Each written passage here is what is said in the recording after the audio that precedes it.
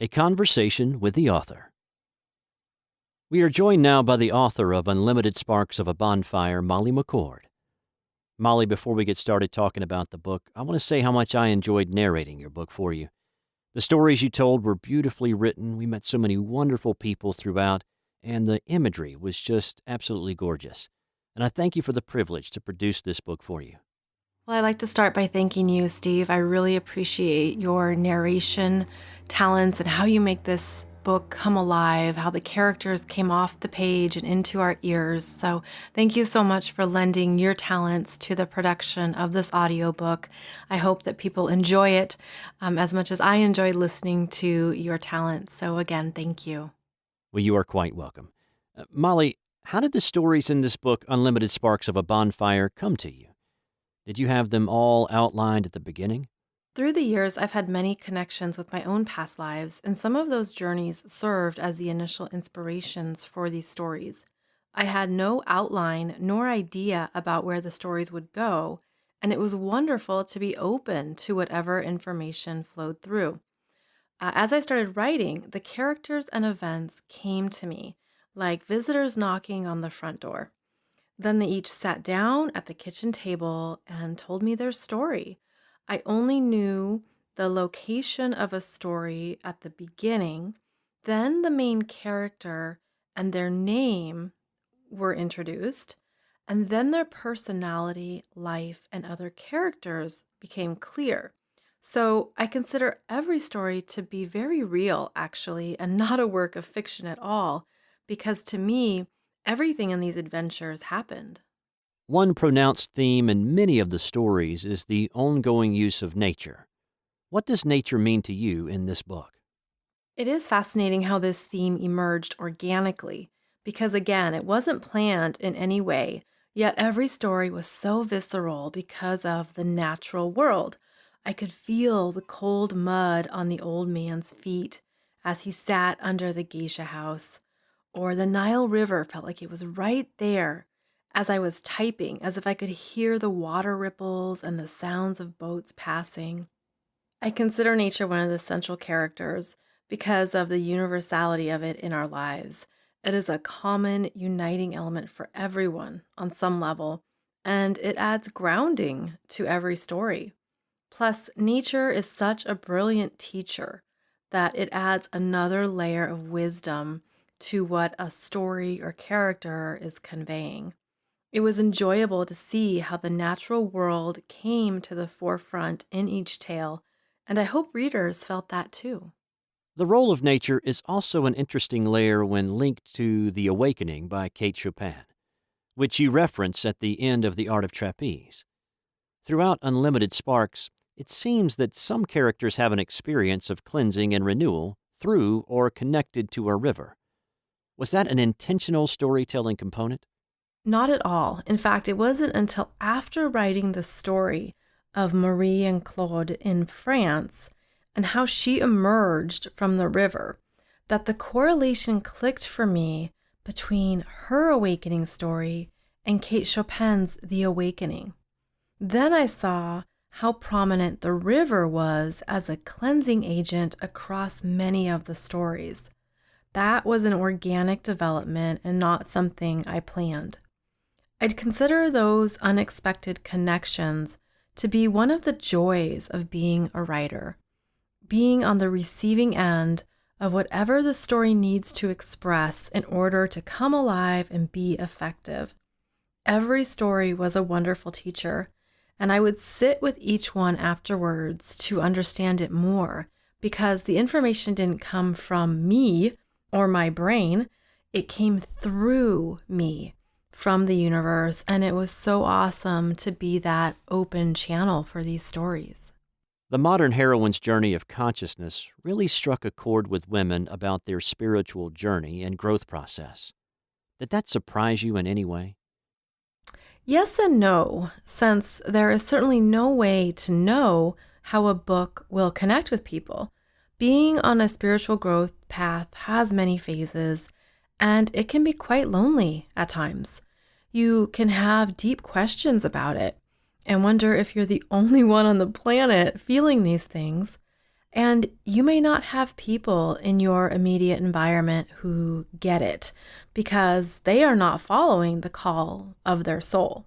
So my intention with Modern Heroine's Journey of Consciousness was to help unite women in a way that honors her individuality and unique self, but acknowledges the universality of being a modern woman too. There are times in life when it is vital that we are on our own and understand our multiple layers better, but it helps to know you can look up, so to speak, and see others out there that you can wave to as you continue down your path, that you're not alone. And on a personal note, to be perfectly honest, the wonderful feedback from Modern Heroine has been affirming for my own path too, because I have felt very lonely at times, very alone. And there is nothing like connecting with other women through right sisterhood to reestablish a sense of community and connection. Why did you decide to write your messages as a trilogy instead of compiling them all into a single book? Well, it came down to a lot of information that would have been overwhelming in one book, which I actually attempted to do at first. I stalled out while writing the first version of my memoir, The Art of Trapeze, because I had much more that I wanted to express in the remaining 20% of the book. So I was stuck for months in the writing process until I realized it was supposed to be a series. And then, yay, a breakthrough. Plus, I think it is engaging and enjoyable for a reader to be with the individual messages of each book, to pace themselves and not feel rushed, and to have their own adventure and actively consider what resonates for them. At least, I hope that is their experience. The Awakening Consciousness series is quite an unconventional series because every book is very different from the other two. Could you share with us a bit more about that and your vision for the series? Yes, all of the variances between these three books are certainly one of the series' most peculiar qualities. One book is a memoir, one book is a spiritual guide, and the other could be classified as fiction. Plus, a different narrative is used between all three books as they switch between first person and third person, and stylistically, each one is unique. One uniting element in the series, then, would be found in the three-stage journey that unfolds between all three books: the opening, the deepening, and the renewal. These phases are connected with Joseph Campbell's 3 stages in the hero's journey as a way to describe a soul's journey in human form. First, we have the opening, which in my interpretation is the present lifetime and how life is being experienced today, which is what I shared in The Art of Trapeze. Then we venture deeper into ourselves, our unconscious energies, and a bigger connection to the journey in the deepening, which is the Modern Heroine book.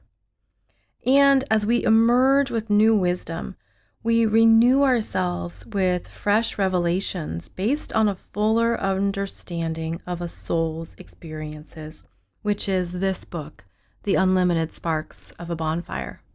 So with this perspective, my vision was to incorporate multiple storytelling techniques to make the information engaging, personal, adventurous, intellectual, and even unexpected for the reader. I liked being able to innovate and keep it fresh, which is also a timely theme in the world of publishing today. So what's next for you? Any more books in the works? Well, I feel like I'm just getting started, to tell you the truth.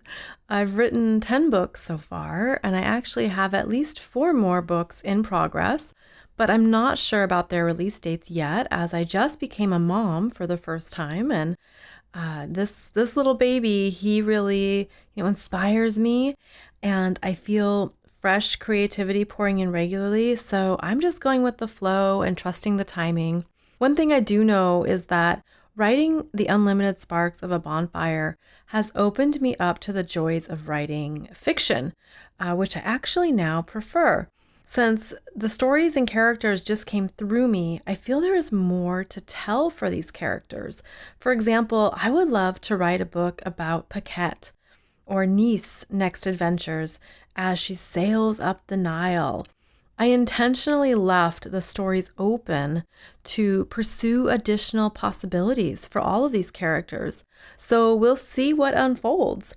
I love writing, and even though I came to it in my 30s and it wasn't something I ever did, professionally, I never had any training with it, I know it will always be a part of how I inspire and empower people to know themselves better. It just means a lot to me and my creative expression. I have recently created a variety of online mastery courses to help people on their journey of self-mastery.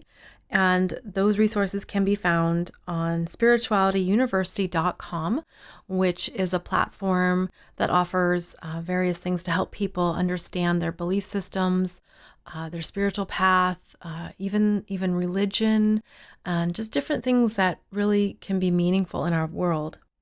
And I also support other authors and spiritual experts in their business development through mentoring and online classes, because I really believe it's the perfect time for more people to get out there and share their gifts with the world. Contributing to other people's success is one of the best parts of right now, because I really believe we need each other's messages and soul wisdom in order to make the world a better place. Thank you, Steve. It's been a joy speaking with you. And again, thanks for creating this wonderful audiobook. Well, Molly, it was indeed my pleasure. For more information about Molly and her books, or for more inspiration, check out these two websites: www.consciouscoolchic.com, chic spelled CHIC, and www.spiritualityuniversity.com. Thank you for listening.